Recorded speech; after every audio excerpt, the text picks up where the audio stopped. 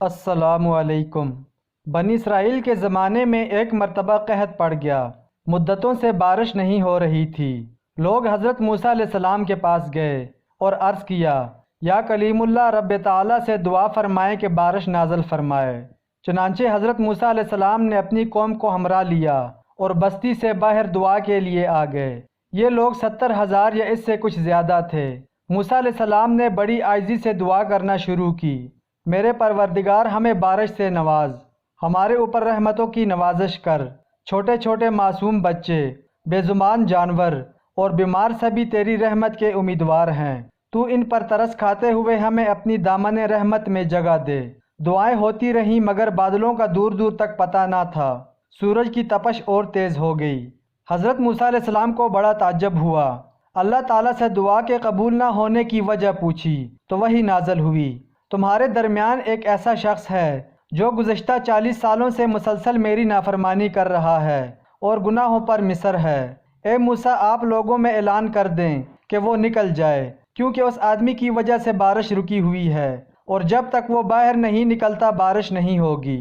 حضرت موسیٰ علیہ السلام نے عرض کیا، باری تعالیٰ، میں کمزور سا بندہ، میری آواز بھی ضعیف ہے۔ یہ لوگ 70,000 یا اس سے بھی زائد ہیں، میں ان تک اپنی آواز کیسے پہنچاؤں گا؟ جواب ملا، تیرا کام آواز دینا ہے، پہنچانا ہمارا کام ہے۔ حضرت موسیٰ علیہ السلام نے اپنی قوم کو آواز دی اور کہا، اے رب کے گناہگار اور نافرمان بندے، جو گزشتہ 40 سال سے اپنے رب کو ناراض کر رہا ہے اور اس کو دعوت مبارزت دے رہا ہے، لوگوں میں سے باہر آ جا۔ تیرے ہی کالے کرتوتوں کی پاداش میں ہم باران رحمت سے محروم ہیں۔ اس گناہگار بندے نے اپنے دائیں بائیں دیکھا، کوئی بھی اپنی جگہ سے نہ ہلا۔ وہ سمجھ گیا کہ وہی مطلوب ہے۔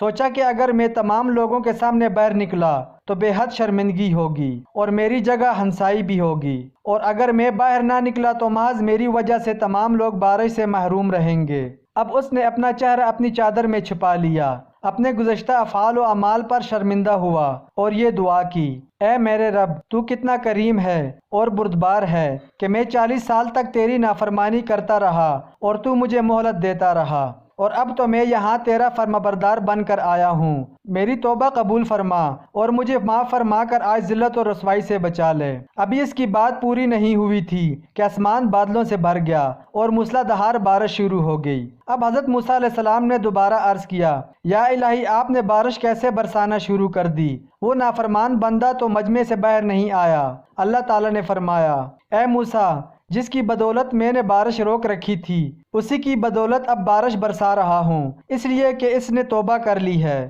موسیٰ علیہ السلام نے عرض کیا، یا اللہ، اس آدمی سے مجھے بھی ملا دے تاکہ میں اس کو دیکھ لوں۔ فرمایا، اے موسیٰ، میں نے اس کو اس وقت رسوا اور خوار نہیں کیا جب وہ میری نافرمانی کرتا رہا، اور اب جب کہ وہ میرا مطیع اور فرمانبردار بن چکا ہے تو میں اسے کیسے شرمندہ اور رسوا کروں؟ وہ ایک گناہگار اور نافرمان شخص تھا، اور اس کی بدولت بارش کا نزول نہیں ہو رہا تھا، اور چند کو چھوڑ کر تمام امت ہی گناہگار اور غفلت میں ہو تو پھر کیا حشر ہوگا؟ تو میرا بھائی، اللہ سے سچی توبہ کرو تاکہ اللہ اپنی رحمت کی بارش ہمیں بھی عطا فرمائے۔